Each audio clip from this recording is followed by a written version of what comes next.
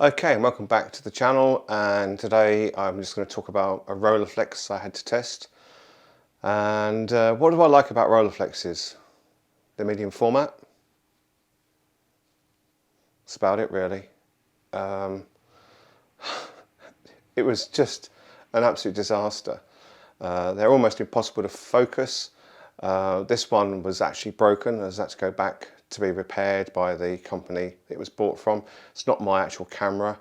I took it out, took some shots, and it was overexposing by 3 stops.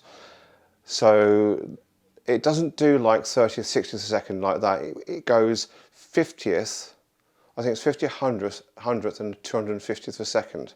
So I was using 400 speed film and it was 250th a second, yet it didn't fire above 50th. We were probably even slower than that. The negatives almost come out blank.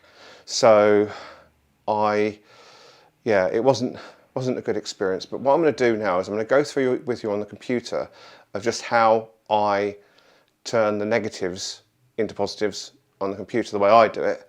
I'm not saying the way I do it is right. You may have a different opinion and say do it other ways, but that's absolutely fine. Please comment them. I'd be interested to see how you do it, and then I perhaps do the same techniques as you used. However, I don't have things like Lightroom. I don't have things like Photoshop. I use a thing called Affinity Photo, which I'm much happier with personally because the cost.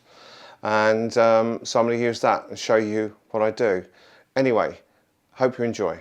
Okay, so this is Affinity Photo, and to start off with, you're probably going to sound wrong by doing this, but I actually photograph my negatives in black and white. I have a 100mm 2.8 macro lens which I use, and this is probably the best out of all of the photographs I took. Now, I tested my light meter to make sure it wasn't that. I've tested it against my digital camera, I've tested it against my film camera, and my Weston light meter is working fine. So that wasn't the problem, but you can actually see from this negative it just doesn't look right at all. So how do I change my negatives into positives? Now, as I say, this is my technique and what I do, and whether you do something different, please let me know. I'll be interested to try other things. I'm not saying this is the way it should be done. I'm saying let me know the way you do it so I can try and do it as well. But if you're doing it in things like Lightroom, I can't do that because I don't have Lightroom. Okay, so I normally start off by just turning the document round like so it's actually the right way round. And then I just crop the photo down to size like so.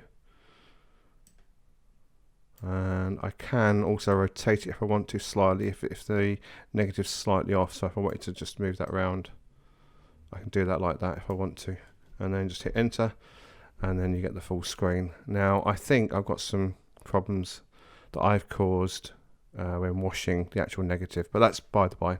We're just looking at this as the way I actually edit it. So what I do is I come down to the tools on the left and I literally just invert. And you can see from this just how bad this is, how overexposed this is. And I don't think Fomapan is that tolerant to over or underexposure like other films are. Like if I was using, say, XP2, I'd have probably got a better shot out of this. But you can actually see it's not very sharp as well. So I'm thinking there's probably stuff on the lens as well as it being, the exposure being wrong. So zoom back to fit.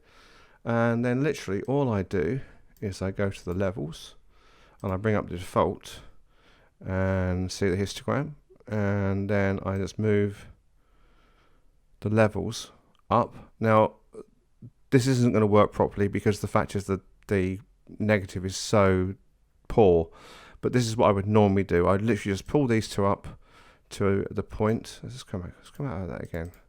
No, it hasn't. Because normally it inverts when you invert that, and it's showing the peaks at the bright end. So I'd normally just pull these either way. I'd normally pull them to the end of each of the histogram here, so here and here, and that would be my shot.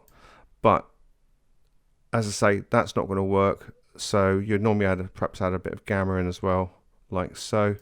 But obviously this negative is way too overexposed and has too many problems with it to do a proper negative. So I might actually just show you something else that I've done to show you how I do it properly. So this is one of the photographs I took in September. I think if you may have seen the video, you can look back and see it was some Orwo 54 UN film. I think that's the proper name for it. And this is a properly exposed negative, and I'll just do the same thing again, showing you the inversion and then showing you how I just use the levels. Okay, so that's now inverted, and then I go up to the levels. I bring up the default, and as you can see here on the histogram, you've got a very distinct start and finish point, and obviously the mid-range is way up. So all I tend to do is I tend to pull that to there and that to there to get a shot, but I tend to put a bit more black in, so I tend to just take it over the edge slightly, just like that, because I tend to like higher contrast. But this will give you an idea of what I do. So that would be, I would say, normal, and that would be the way I have it. But again, as I said right from the beginning, this is just my technique of how I do conversions from negative to positive. I don't use a scanner, I use a camera. And when I did these ones, I didn't have my macro lens. I was using like a screw-on close-up filter, so the edges are quite soft on this one. But it gives you an idea of what I do. Now, as I say, like, comment, subscribe. Don't forget, if you want to buy me a coffee, you can buy me a coffee. And tell me how you do yours in the comments below, because that'd be really good to hear how you do it, because that way it'll give me a better idea, perhaps, of me improving what I do. All right, thanks again.